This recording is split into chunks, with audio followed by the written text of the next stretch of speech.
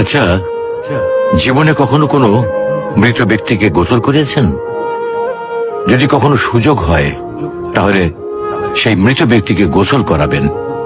তখন খুব কাছ থেকে দেখবেন মৃত মানুষের দেহটা কতটা অসহায় লাগে, মৃত্যুর পরে মানুষের দেহ কতটা ভয়ের কারণ হয়ে দাঁড়ায়। সুযোগ পেলে রাতে লাশটা পাহারা দেবেন, তখন বুঝতে পারবেন প্রিয় মানুষটার লাশ রাতের বেলায় আপনার কাছে কতটা অদ্ভুত লাগে, কতটা ভয়ের কারণ হয়ে ওঠে, কতটা আতঙ্কের কারণ হয়ে যায়।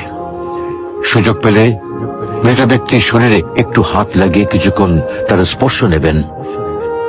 আপনি তখন উপলব্ধির সুযোগ পাবেন এই পৃথিবীতে বিশাল প্রভাব প্রতিপত্তি মৃত্যুর পরে কতটা নির্যাতনের রূপ নেয়।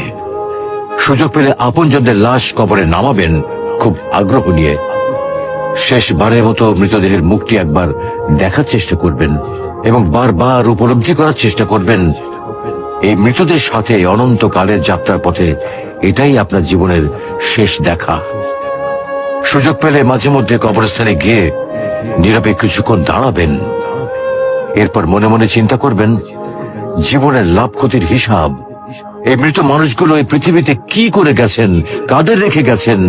যাদের রেখে গেছেন তারা কি কখনো এই মৃত মানুষগুলোকে স্মরণ করার জন্য কবরস্থানের আশেপাশে একটি বারের জনকে দেখতে আসে? আমাদের জীবনটা বড় অদ্ভুত, বৈচিত্র্যময়।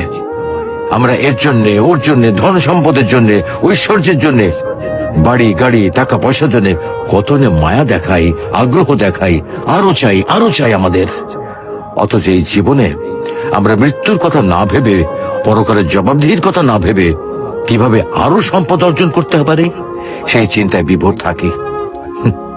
হায় রে জীবন, এখনো সময় আছে, ফিরে আসুন মহান রবের দিকে।